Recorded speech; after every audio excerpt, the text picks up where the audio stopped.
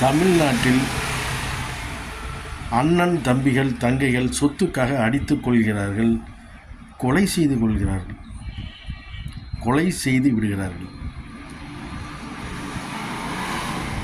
இன்னொரு புறம் பார்த்தால் கோயில் திருவிழாக்களில் 2 குழுக்களாக பிரிந்து ஒருவரை ஒருவர் கட்டையால் மட்டையால் தடியால் தாக்கிக் கொள்கிறார்கள். சொத்துக்காக அண்ணன் தம்பியை கொலை செய்கிறான், தம்பி அண்ணனை கொலை செய்கிறான், தங்கையை கொலை செய்கிறான், அக்காளையும் கொலை செய்கிறான். ஏன் பெத்த தகப்பனையும் கொலை செய்கிறான், சித்தப்பாவையும் கொலை செய்கிறான்.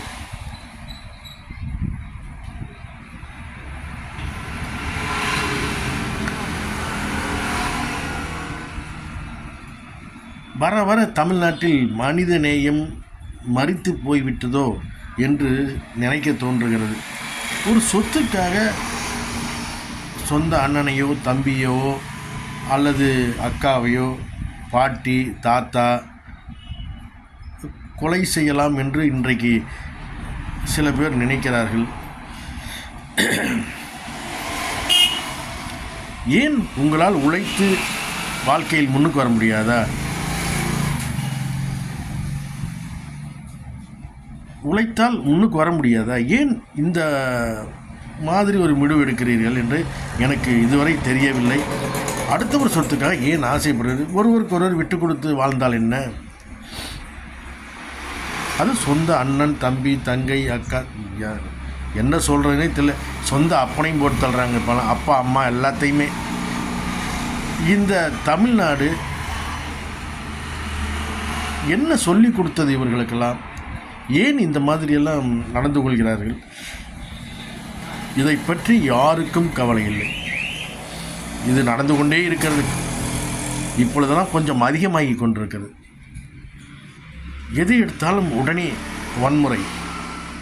அருவா கத்தியை தூக்கிட வேண்டியது, இல்லைன்னா தடியை தூக்கிட வேண்டியது, இல்லை பாட்டன் சொத்து பாட்டி சொத்து அப்படின்னு ஒருவருக்கு ஒருவர் தகராறு பண்ணி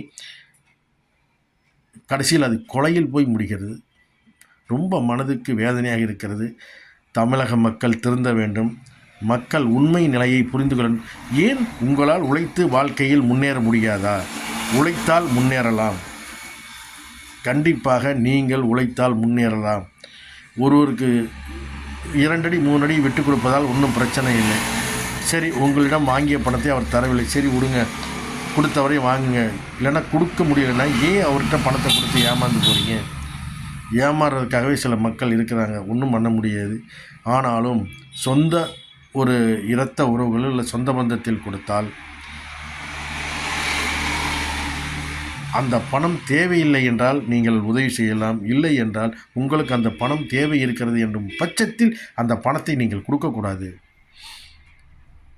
கொடுத்து விட்டு சொந்த பந்தத்துக்குள் அடிதடியை வெட்டு குத்து இறங்கினா மன நிம்மதியும் போச்சு, பணமும் போச்சு, கோர்ட்டு கேஸு. யோசிச்சு பாருங்க. அப்புறம் சில பேர் கடனை வாங்கிட்டு அதுக்காக கொலை பண்ணுறாங்க. செய்தியெல்லாம் பார்த்துருப்பேன். நகை கடையில் போந்து நகையை கொள்ளைக்கிறாங்க. ஒரு பொண்ணு கடன் வாங்கிட்டதுக்காக என்ன பண்ணுறது தெரியாமல் நகை கடையில் போய் நகை. இதெல்லாம் முடிகிற காரியங்களை சினிமாவில் காட்டுவானுங்க. தப்பிச்சு ஓடுற மாதிரி, தப்பிச்சு ஜெயிச்சுறது மாதிரிலாம். நிஜ வாழ்க்கை அப்படி இல்லைங்க. போலீஸ் சும்மா இருக்குமா? அள்ளிடுவாங்கல்ல போலீஸு. நீங்கள் நினைக்கிற மாதிரி இல்லைம்மா, போலீஸெல்லாம் நீங்கள் நினைக்கிற மாதிரி இல்லை.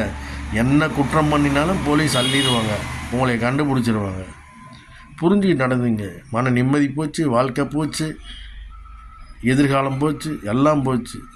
சிந்தித்து செயல்படுங்கள் மக்களே.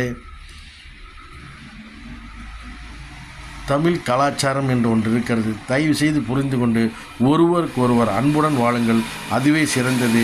அதுவே தமிழ் பண்பாடு. ஒருவருக்கு ஒருவர் விட்டு கொடுத்து வாழ கற்றுக்கொள்ளுங்கள்.